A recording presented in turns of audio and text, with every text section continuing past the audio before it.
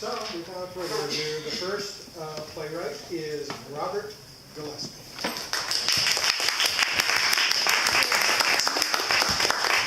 Hi, I'm Robert Gillespie.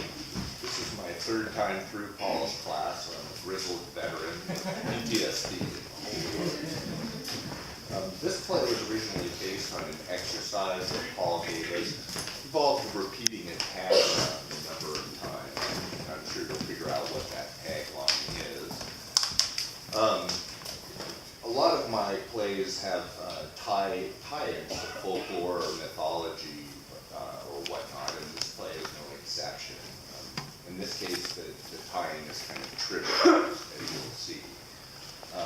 I've also tried to kind of layer in on top of the sketch comedy some real drama between the characters, so that was my goal. I'd like to introduce my cast. This narrator, Ralph Steadman, who is read in all of my plays. Yes, here. The great Tom Wilson. Wow. The very great Tom Wilson. My best friend, fellow playwright, amazing actress, Ariel Hatt, who was also in my first play, and the amazing Hilary Ferguson, who was also a fellow, the hilarious, who is also a fellow playwright, and who has also been through this class. The name of the play is Venus Subdivision, and thank you very much.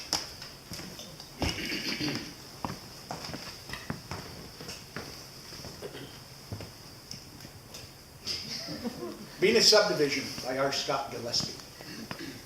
Character descriptions. Calvin Calhoun. Cal. Professor of classics at State U, he's somewhat of the opinion that Western civilization peaked at Alexander the Great. He thinks of himself as eloquent, yet he's given to being taciturn around his wife. He's a practical joker whose academic reserve allows him to cruise under the radar of the unsuspecting. He does not like to admit that his initial interest in Greek and Roman civilization is from graphic novels. Shish. Mary Calhoun married a wife. Mary is a professor of cultural anthropology at State U. She considers herself Calvin's equal in every way. She's kind enough not to overemphasize those ways in which she is his superior. She takes her role as his wife very seriously. Considers herself to have a scientific mind. It would perhaps be more accurate to say that her forte is with the cultural aspects of her discipline. She has a wicked, keen sense of humor, and she does not hesitate using it as a flailing knife. Esther Bates, star, Mary's best friend. They share everything with each other.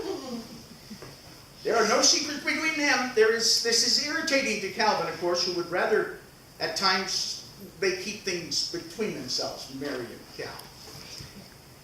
They are both, Esther, has been brought along as a consultant to entertain Mary as they go along the way. They are both sitting in the back seat. This is mildly annoying to Calvin, who is left sitting in the front like a chauffeur. Also tends to reinforce the not-so-subtle impression that they are both ganging up on him. They are driving. As they pass, large street signs appear, then disappear. The time is the present. It's a sunny day.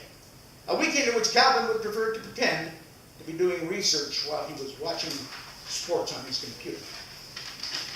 The curtain rises. Mary and Star are sitting in the back of the convertible, talking happily as Cal drives with a practiced neutral expression on his face. You should have taken that right back there. I am not going to argue that with you. You see what I mean? He's doing it again. Which it is that? The it where he refuses to ask for directions no matter how lost he is? No, the it where he is cranky and refuses to talk. He just repeats the same thing over and over as if I didn't get it the first time. He is monosyllabic. I think you mean monophrastic. Quite. In any event, it is a most annoying habit which we must cure him of soonest. Oh, beyond the shadow of a doubt. I am sitting right here, you know. Did he talk? Isn't that the cutest? Watch this. I'm certain of it. You should have turned left. I am not going to argue that with you. You see what I mean? Oh yes, it is distressing. Besides, you said right last time. Didn't. Did. Didn't. Did. Whose side are you on anyway? Oh yeah. Quite. Do we have to do this today? No, we will do it during the week while we have class. Don't argue with him, just say yes. Yes. Couldn't we have done this alone? If by alone you mean without my best friend Esther, you can just forget, mister. Is he being cranky? No, I would say that it's closer to a pout. Oh my, he is difficult. I would have called it something between a grimace and a sneer. Yes, he is most uncooperative. How are we going to contain him? I am definitely cranky. I will not be contained. Did you really need the mimosas for breakfast? You see what I mean? That is awful. I do not know why you put up with him. I just don't see why we can't be alone. I do not know what you're complaining about. You used to date Esther. I did not. Well, tried to date would be more accurate. We dated for like 10 minutes in the bathroom at the faculty mixer. Is that a scowl? I think that is another pout. He is mad because he has avoided being trapped alone with the two of us for years. Turn right here. I am not going to argue that with you. Right! Cal ignores her, then a sign flashes, Elysian Fields Estates. He screeches to a halt, backs up, begrudgingly turns right. You see what I mean? I swore to be his other mind, yet he is most uncooperative. You are not my other mind. Oh, I see. Most uncooperative. Quite. Elysian Fields Estates? Is this some kind of joke? I thought that as a professor of classics you would appreciate it. That's the land of the dead. Why would I like that? Look, there's a Mount Olympus bar and grill up at the clubhouse. What's not to love? Pretty much everything. The only place to eat around here. From the university, this is pretty much East Bumfuck, Egypt. Is that near West Bumfuck? I've noticed that since you made associate professor, you really upped your academic standards. Was that a smirk? Precisely. It was not. There's no use denying it. I'm not going to argue that with you. Right. You're damn right that's right. No, right. What? Turn right. Back there. Once again, Cal screeches to a halt, backs up, turns right. That's right. The corner of Zeus Street and Hermes Lane. Zoo Street? Hermes Lane? You have to be fucking kidding me. I told you you would like it. Just a family on Hermes Lane. This is god awful. God awful. It's cute. He does have his moments. What other tricks does he do? Now you're making fun of me. Nonsense. To be precise, we have been making fun of you all along. Tell me again why she had to come along. Why, Calvin Calhoun, Esther is my best friend. She is as much part of this family as you are. What the fuck? This is surreal.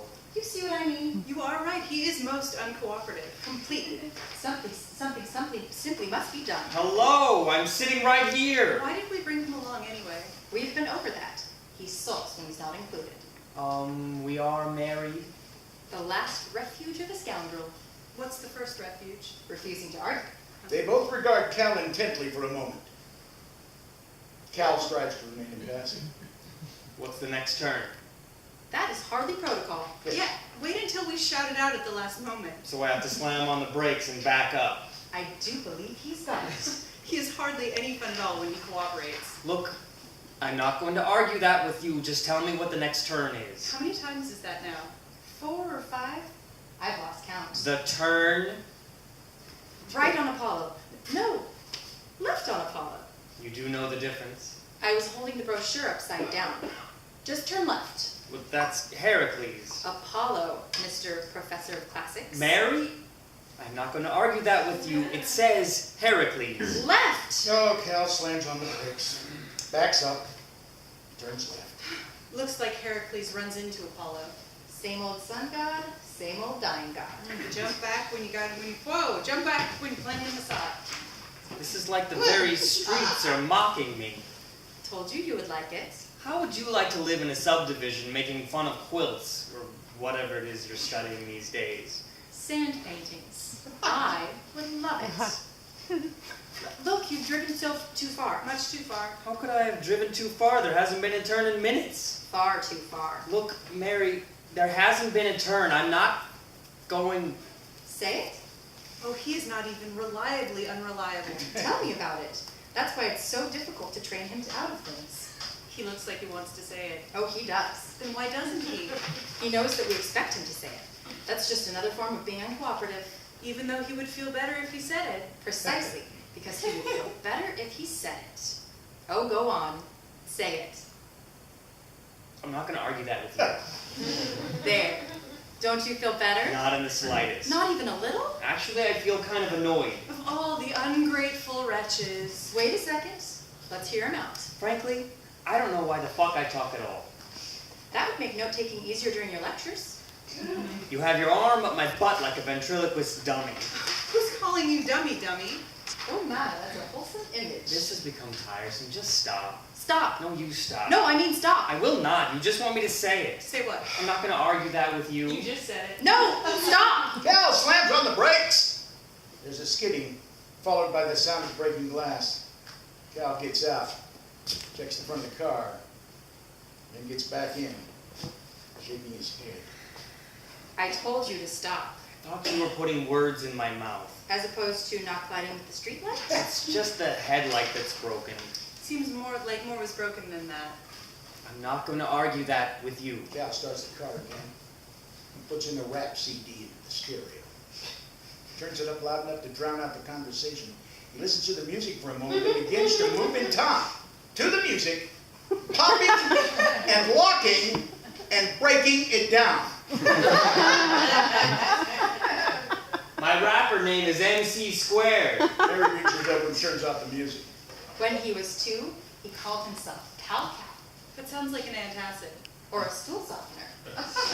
Right. No, left. Star and Mary regard Cal intently for a moment.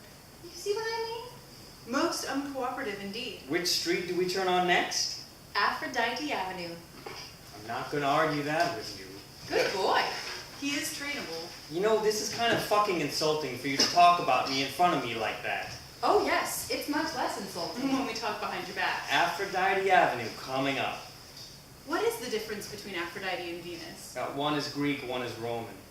Esther comes from Ishtar, by way of Astarte, the fertility goddess. By Christian times, she was the black demon Asterisk. I'm not gonna argue that with you. You see what I mean? We are here.